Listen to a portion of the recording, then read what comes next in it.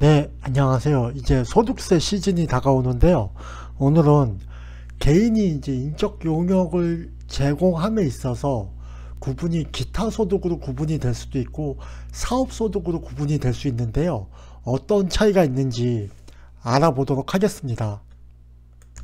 먼저 이제 사업 소득, 이제 사업 소득에는 여러 가지 소득이 있습니다. 부동산 임대소득도 우리 사업소득으로 구분이 되고요.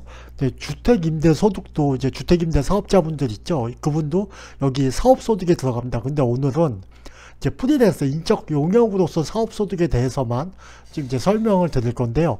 이제 프리랜서로서의 사업소득은 고용 관계 없이 독립된 자격으로 계속 반복적으로 용역을 제공하고 지급받는 대가를 이제 사업소득으로 봅니다. 그러니까 사업자 인적이나 물적 요소가 없어가지고 이제 그 사업장 고정된 사업장도 없고 이제 고용한 인원도 없어가지고 사업자 등록은 안 냈어요. 근데 내가 프리랜서로서 인적 용역을 제공하고 이제 그 대가를 받죠.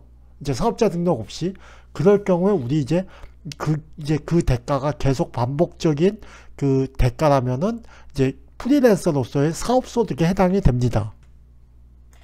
이 경우에 이제 소득을 지급하는 쪽, 이제 회사 쪽에서, 회사라든지 이제 지급하는 쪽에서 사업자가 뭐 원천징수를 하죠. 세금 3.3% 원천징수를 합니다. 그러면 이 프리랜서는 그 3.3% 일단 떼이고 받은 다음에 그 세금을 언제 돌려받냐면 다음 연도 5월 달에 이제 사업소득이 발생했으니까 소득세 확정 신고를 해야 되거든요. 종합소득세 신고를 할 때 그 이제 기납부세 공제를 받는 걸로 이제 받으실 수 있습니다. 만약에 이제 그 적용되는 세율이 이제 과표가 낮아가지고 이제 그 산출세액이 안 나온다 그러면 이 3.3%를 내년 5월 달에 돌려받는 거죠. 그래서 우리가 보통 이제 프리랜서 분들 보면 우리가 황금 나와요 안 나와요 하는 게 바로 이런 걸 얘기하는 겁니다. 그러니까 내가 이제 과표가 낮아서 수익 금액이 낮아서 산출세액이 없는데 3.3%를 이제 뭐 지급받을 때 제외하고 받았어요. 근데 이거를 내년 5월 달에 소득세 종합소득세 신고할 때 기납부세 공제함으로써 이제 돌려받는 겁니다. 환급으로. 이제 사업소득 은 이제 관련된 비용이 있으면 그 증빙을 챙겨서 이제 필요 경비로 이제 수익 금액에서 대응되는 필요 경비로 제외를 하고 사업 소득 금액을 계산을 하고요. 보통 우리가 이제 프리랜서로서의 사업 소득은 전문 과학 기술 서비스업이라든지 서비스업에 해당이 되기 때문에 그 수익 금액이 당해년도 단기 수익 금액이 5억 이상이 되면은 이제 5월 달에 신고하시는 게 아니고 6월 달에 성실 신고를 하셔야 돼요. 성실 신고 확인서를 세무사한테 확인을 받고 첨부를 하신 다음에 그걸로 제출하셔야 됩니다. 여기까지가 이제 이제 프리랜서로서의 사업소득을 이제 대략적으로 정리를 해서 알려드렸고요. 다음에 이제 인적 용역으로서 기타 소득입니다. 기타 소득은 이제 우리가 소득세법상 열거된 소득 외의 소득으로서 그러니까 뭐 이자라든지 배당이라든지 근로라든지 저희 사업소득인지 여기에 구분이 안 되면 그리고 그게 일시적 우발적으로 발생한 소득이면 이제 다 기타 소득으로 과세가 됩니다.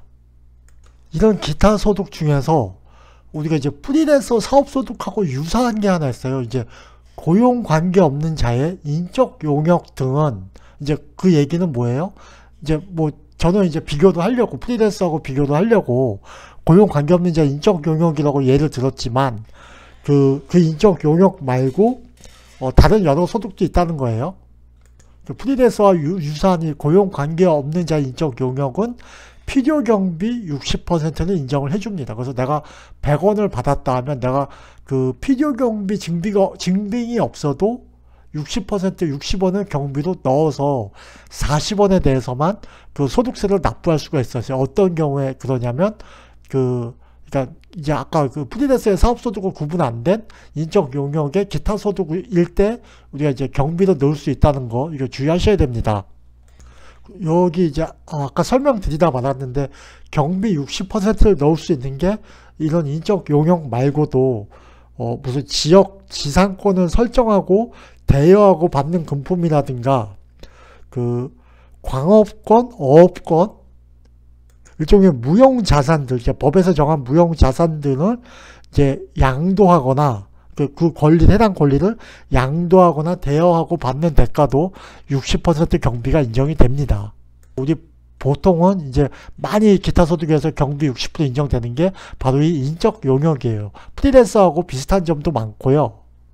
그리고 또 하나 특징이 있다면 이제 맨 밑에 보시면 우리 기타 소득 금액, 이제 경비 제한 기타 소득 금액이 연 300만 원 이하이면 우리가 굳이 다음 연도 5월 달에 이렇게 수고스럽게 이제 종합소득세 신고를 안 하셔도 됩니다. 그냥 원천징수 그 경비 60% 놓고 그럼 소득이 40%인데 22% 기타 기타 소득세율 하면은 얼마가 나와요?